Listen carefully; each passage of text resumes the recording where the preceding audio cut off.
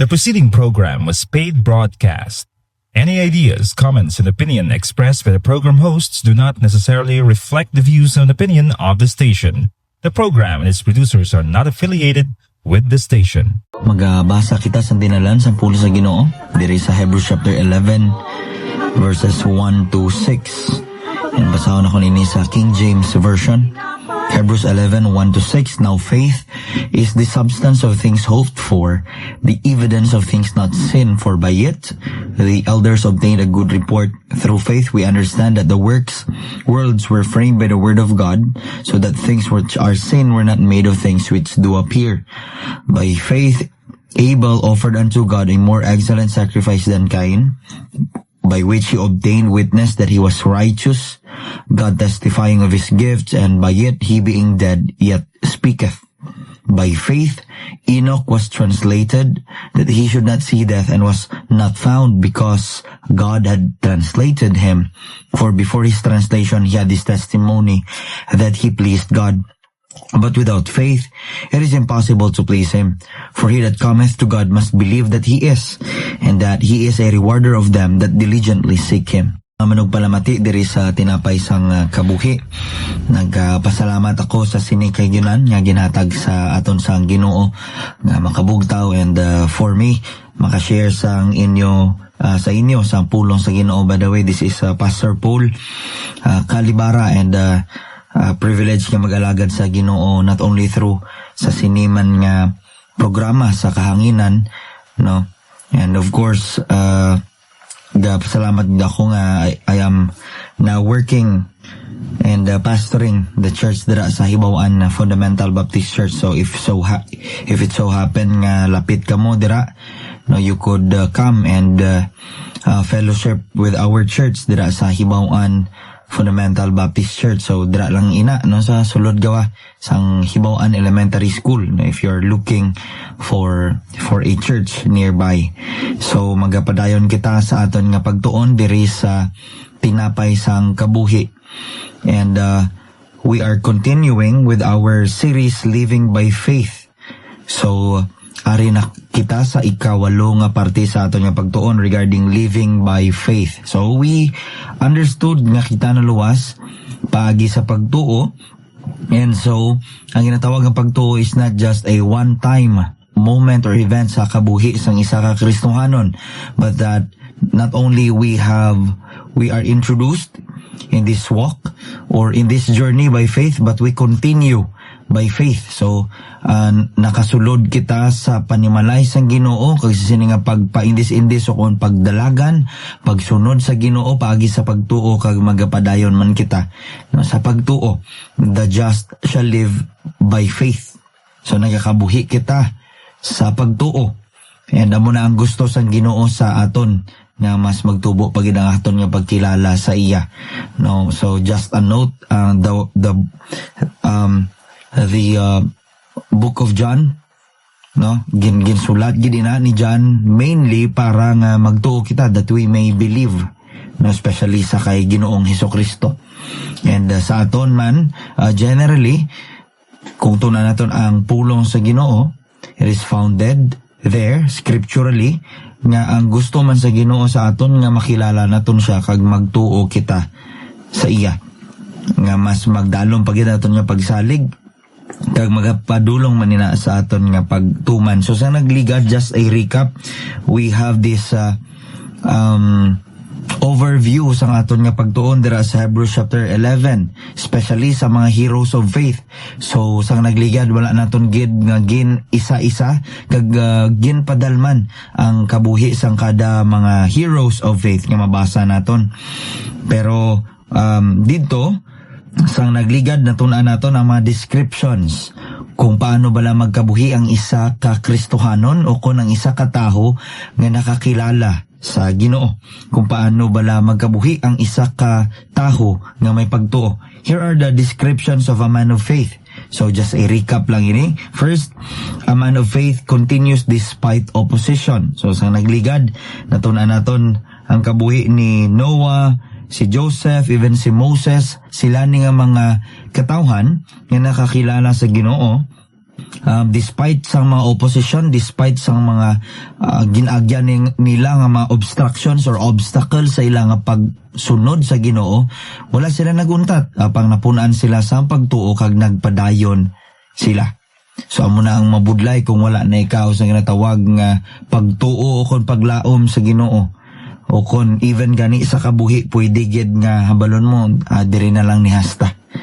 Apang amo ni ang isa ka description o kon attitude kag character sang isa ka tawo nga napun-an sang pagtuo, nagapadayon siya. Okay? Isa pa gid. A man of faith commits despite uncertainties. Just a recap again, nagpadayon siya sa paghawid, sa pagsalig sa Ginoo despite nga hindi niya maintindihan, hindi niya makita ang sabuas, kag wala pa siya sabat sa tanan nga pamangkot, and that is faith. Nagpadayon kita salig sa aton Dios nga makagagahom, wala kita mahimo pero siya may ara. Sa Dios naton nga maalam, hindi kita makaintindi pero siya, no, it really and deeply makes sense to him. And hindi siya limitado. Matuod gid nga hangambal sa pulong sa Ginoo. That his thoughts are not our thoughts and his ways are not our ways. It's always higher. Your ways are higher. God's ways are higher than our ways, and his thoughts are always higher than our thoughts. No, ging klaro gid na ni Isaiah nga kung ano ang kalayon sa langit sa duta, amoy na ang discrepancy nga makita naton kung ano kalayo man ang kaya sang Ginoo kumpara sa aton. And so a man of faith commits despite sang mga uncertainties. Kita na naton sa kabuhi ni Noah, sa kabuhi ni Abraham, paano siya nagbiya, sa kabuhi ni Moses, and even man sa kabuhi ni Rahab. So faith is not the certainty or control, but trusting the one who control all things. Another, a man of faith chooses God's will over worldly blessings. Kita na naton sa kabuhi ni Moses, ginreject niya ang mga pribilehiyo para sundon kung ano ang greater purpose ng Ginoo sa iya nga kabuhi. Another, a man of faith confesses his need for God's grace. Ang isa ka taho nga may matutuod siya nga pagtuo kag pagsalig sa Ginoo, hindi isa ka taho nga bugalon siya o kon nagapadayaw siya sang iya nga katutom o kon hinimuan. Apang kita niya nga hindi siya perpekto kag sa grasya lamang sa Ginoo nga siya maluwas, no, kag siya makapanumbalik sa Ginoo. So kita na nato sa kabuhi ni Rahab, hindi maayo kag mahigko gid ang iyang kabuhi, apang nagpangayo siya sang grasya sa Dios. Sa iyang pagtuo nagpalapit siya sa Dios nga maluluyon. Even si Samson nakasala siya pero nagpangayo siya gyapon sang grasya sa Ginoo. Another chance, si Jephthah and even si David, no, we know their stories. And lastly, just a recap again, a man of faith confronts challenges with courage. So hindi nga talawan o kun nga daw hindi na lang siya maghulag because kay bangod sang kahadlok, pero ang isa ka taho nga napun-an sa ginatawag nga pagtuo, no, ginaatubang niya ang iya nga mga problema, ang iya nga circumstansya nga may kaisog, such as si Shadrach, si Meshach, si Abednego, si Daniel, si Moses, no, wala sila yan nag-atras apang nagpadayon sila. So amo to ang ligad nga natun-an naton na we will be moving sa next naton nga pagtuon. And instead of going first sa kay Abel, ang una naton nga pagatun-an is ang kabuhi ni Enoch. Ang kabuhi ni Enoch. Now nga kay bangod para sa akon very interesting ang iyang kabuhi in a sense nga grabe lang gid kagamay ang detalye nga nasugid. Wala kita sang istorya kung ano bala gid ang mga detalye sang kabuhi ni Enoch. Pero ang simple lang nga ginahambal diri sa pulong sa Ginoo, especially sa Hebrews chapter 11 verse 5. Okay? Enoch was translated that he should not see death, for before his translation he had this testimony that he pleased God. And that's all. Amo lang na iya ang detalye nga nabala naton sa iya. Kagong balikan naman naton sa Genesis, ang nabaldra, Enoch walked with God. That's all. Enoch walked with God. Nagpanlakaton siya upod sa Ginoo. Now, may gusto lang ako nga i-clarify regarding sa aton nga view bala sa kaluwasan considering sang Old Testament and the perspective regarding man sa New Testament. Now, sa Old Testament, may ara kita misconception nga sa Old Testament, it is work-based, okay? It is by works nga maluwas, no? Daw ara lang sang una law habi, no? So it means nga dapat sundon ang law ni Moses para maluwas, maghalad para maluwas. But that is far from the proposition of the Bible. Layo ina sa ginatudlo sa Biblia. So ang konsepto naton nga, well, Old Testament, it is by the law or by works. Kag sa New Testament, grace na. Kag daw ara ba lang, it implies nga ang ginugali maluluyon kag mabinugayon sa subong, pero sa una hindi. Nga lain ang mode of salvation sa una, kag subong lain man. Now the thing is, it is still by faith. It is still by grace. The Old Testament does not teach salvation by works. Because like the New Testament, it teaches salvation by grace through faith. Obedience was never the basis of salvation but evidence of genuine faith in God. Na kung mabalikan naton ang istorya ni Abraham dira sa Genesis chapter 12, ang ginambal dira, and Abraham found favor in the sight of God. What is favor? That is grace. Diba? Pabor, grasya, and Noah found favor and Abraham found favor. Kag diri naman nakita naton sa very first phrase. Kung basahon naton, naging clarify sa Hebrews chapter 11 verse 6 or 7, or shall I say Hebrews 11 verse 5, by faith Enoch. Wala din dito ginambal nga by the works of Enoch. Okay, he was translated to God that he should not see death.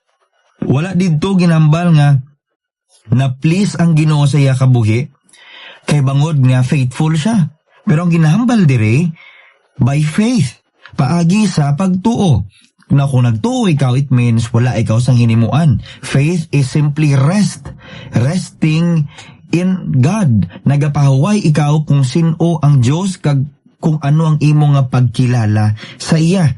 So, ginklaro gidire sa verse 6, but without faith it is impossible to please Him. So kung nalipay, naluwas, kag gin-translate pagani, buot silingon wala siya napatay, no? Gin-translate siya, gindalas sang Ginoo palangit, hindi bangod nga maayo siya o kung matutom siya, but bangod sa iya nga pagtuo. Without faith it is impossible to please God. But because Enoch has faith, it was possible for him to please God. So ang baldiri dapat magkarikaw, magpalapit ikaw sa Ginoo nga may pagtuo, no? Kay bangon ang baldiri, siya ang manugbalos sang mga nagapangita sa iya. So I hope I was clear with that clarification nga even sa Old Testament, ang ginatawag nga kaluwasan is by grace and it is through faith. Kag kita man naton liwat-liwat gid ang ginmention gani diri sa Hebrews 11, ano ni sila, mga Old Testament nga mga personalities, si Abel, si Enoch, si Noah, si Abraham, si Jacob. Pero ano ang makita naton nga common denominator sa ilang kabuhi? Hindi bangod nga maayon matutom sila. Kita naton kung ano ilan ni nga mga kapaslawan man. Pero nga baldre ang ginaliwat-liwat by faith. Hindi, not by works, pero nga baldre by faith that led to their obedience. So ang gaguyod sa ginatawag nga kaluwasan, or shall I say, ang nagaguyod sa ginatawag nga maayong buhat o kung imo nga pag-obey is hindi ang imo nga, no? Hindi ikaw. So ang mauna dapat is ang ginatawag nga pagtuo nimo sa Ginoo. Kag ang masunod sina, nagtuo ikaw, naluwas ikaw, kag ang bunga sina, ang sunod sina is ang pagtuman o kung ang aton binuhatan, aton nga pagtuo, not the or aton nga pagsunod sa Ginoo, not the other way around nga. Okay, mangin maayo ako, maluwas ako, kag amo na nga siguro daw masiling man nga lapit ako sa Dios. No, that is not the case. So we believe, we are saved, and we do good works. No? Okay, so klaro gina ni Apostle Paul man sa Ephesians chapter 2, 8 and 9. No? Hindi sa mayong buhat, kundi paagi lamang sa grasya sa pagtuo. Now, sa nahambal ko na kagina, grabe ka interesting o kung interesante, makaintriga ang kabuhi ni Enoch. Dari so amo ni siya ang ako ni ginuna kay bangod niya, grabe lang gid kagamay ang mga bersikulo nga nahanungod sa iya. And kabay nga sa sini nga pagtuo naton, may ara kita gihapon mapulot nga mga practical gid kag makabuhi naton sa aton nga kabuhi adlaw-adlaw. Now, makita naton diri the author of the Hebrews mentions David, the great king, pero pahapyaw lang. Kag wala niya gani na mention si Isaiah, si Daniel, si Job, or even si Elijah. Nga pareho man sila gen-translate bangod sang ilang pagtuo kag katutom sa Ginoo. So, ang istorya ni Enoch una mabasa naton dira sa Genesis chapter 5. So ginambal diri, when Jared had lived 162, he fathered Enoch. Jared lived and he fathered Enoch 800 years. Ang next diri, ang iya ama niya si Jared lived for 962 years and he died. When Enoch had lived 65 years, he fathered Methuselah. Now, meaning sang word nga Methuselah is death. Okay? So, siya ang tatay ni Methuselah, ang ang oldest man, no, to live. And all the days of Enoch was 365 years. Kagang hambal diri, and Enoch walked with God, and he was not, for God took him. So the only real detail we're given about Enoch is encapsulated in that verse. Enoch walked with God. That's all. So 1,000 years, and yet thousands of years later, Enoch appears in Hebrews 11 as a great hall of faith. I mean, amo lang tong nahambal sa iya nga kabuhi, pero na-include siya sa sining Hall of Fame sa mga katawhan nga grabe ang pagtuo sa Ginoo. So, here's how the author of Hebrews puts it. By faith, Enoch was taken up so that he should not see death, and he was not found because God had taken him. Okay, so that is said sa Hebrews 11 verse 5. Now, before he was taken, he was commended as having pleased God. So, ano bala diri ang mga kamatuoran nga makita naton nga ang gin-highlight gid or gin-mention gid ya si Enoch, although daw ka-obscure sang mga detalye na hanungod sa iyang kabuhi. Now, 3 kabutang makita naton. Yan mo ni aton nga pamalandungan before kita mag-end sa aton nga pagtuon sinaga. Now, first, Enoch believed in God. Okay, amo nang una nga makita naton. Enoch believed in God. So, ang ginliwat-liwat kag gin-mention man sa verse 5 and 6, by faith Enoch. Amo nang una nga makita naton sa iyang kabuhi. Why was he included sa mga sinima katawhan nga napunan sa pagtuo? The heroes, the hall of fame of faithful men or men full of faith. Well, simply because una, he believed in God. Amo ni ang makita sa iyang kabuhi. Now, as our proposition, man may know little of our faithfulness, but God knows the measure of our faith. I think amo ning mas importante. Even sa kabuhi ni Enoch, amo ning makita naton ang iya nga katutom, ang iya nga mga ginhimo para sa Ginoo. I mean, wala to yan na emphasize kay amo lang to eh. He lived, he pleased God, he walked with God. That's all. Amo lang niya ang nabalaan naton sa iya katutom sa Ginoo. Pero yun ang isa ka gin-emphasize gid, that by faith he lived a life pleasing to God. Amo ning importante ang aton pagtuo sa Dios kaysa amo ning ginatagaan naton niya sang bili sa aton nga pagsunod sa Ginoo nga mabalaan sang iban nga matutom kita. Pero kamusta naman niya ang aton nga pagtuo? Kamusta naman niya ang pagtan-aw sang Ginoo sa aton? Kay bangod ang taho ya pwede ya tan-aw na aton katutom sa sagwa. Pero ang Ginoo nagatulok sa aton nga pagtuo sa aton gid nga tagipusoon. So by faith Enoch believed in God. By faith Enoch believed in God. So amo na ang una nga kamatuoran nga makita naton sa kabuhi ni, an excellent thing sa kabuhi ni Enoch nga nagtuo siya sa Ginoo. Another thing, not only Enoch believed in God, but another relevant thing nga ma-apply man naton nga not only kita dapat man magtuo sa Ginoo pareho kay Enoch, but Enoch also boldly warned men. Enoch boldly warned men. Warned about what? Warned men about the coming judgment. Now, sa Jude verses 14 to 16, ang ginambal dire, it was also about this that Enoch, the seventh from Adam, prophesied saying, Behold, the Lord comes with 10,000 of his holy ones to execute judgment on all, to convict all the ungodly of all their deeds and ungodliness that they committed in such an ungodly way, and of all the harsh things that ungodly sinners have spoken against. These are grumblers, malcontents, following their own sinful desire. They are loud-mouthed boasters showing favoritism to gain advantage. Now, Ario, na-mention ko kagina nga si Enoch ang tatay ni Methuselah. Kagbuot silingon, sang ngalan ni Methuselah means death. So si Methuselah, nag-edad siya, nagkabuhi sa 969 years. So ginngalanan siya death, which I think ginhungod ini ni Enoch to signify and to warn people that when he dies, that when Methuselah dies, judgment will come. And that exacts with the time nga si Noah man nagkabuhi. No, apo ni Enoch si Noah. And sa time nga si Noah nagkabuhi naman, amutong tion nga mas nangin relevant ang ginwali or ang ginwarn ni Enoch. Ngambal kamo, dapat maginulsol kamo kay bangod nga ang Ginoo magahukom.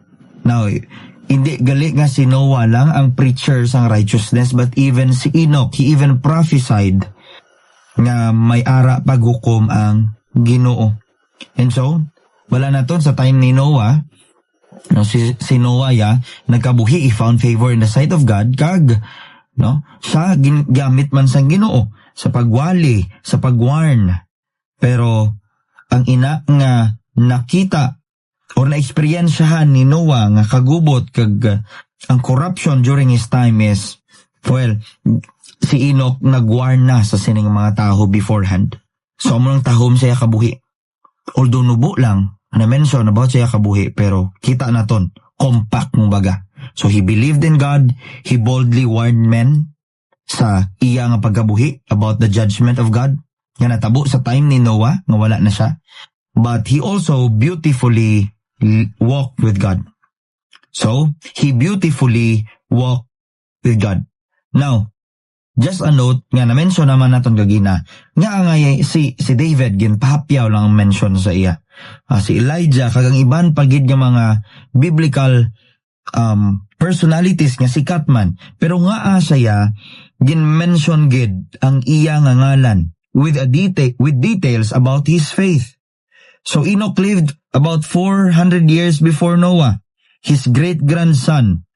And so, kung gin-mention man daw ini, simply for the fact that Enoch was set apart, he walked with God, which indicates just how rare that must have been in those days. It means, gin-mention ang kabuhi ni Enoch kay grabe ka impactful ang iya kabuhi even sa iya nga time.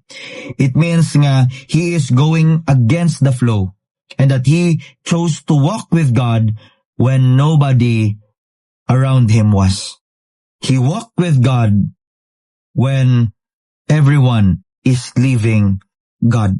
So, kung gin-mention ang ngalan ni Enoch, kay bangod nga sensational ang iya nga pagtuo kag katutom sa Ginoo. May it be nga sa aton i-aplikar man naton sa aton nga kabuhi, that as Enoch believed in God, we should also continue believing in God. That as Enoch boldly warned men about the coming judgment, kabay kita, we will also be the Enoch of our time. And as he beautifully walked and lived with God, may it be amo man ang aton nga kabuhi. Let us live by faith just like Enoch. Let us live by faith for the glory of God. Salamat sa inyong pag-upod sa sinang pagpamalandong naton. And I hope and pray nga ang ining nubo naton nga pagtuon sa kabuhi ni Enoch nakabulig sa aton nga paano bala no masabat ang pamangkot paano bala kita magkabuhi sa sining magubot kag kalibutan nga nagapalagyo sa Dios. Let us live by faith like Enoch. Let us live by faith for the glory of God. May God bless us all.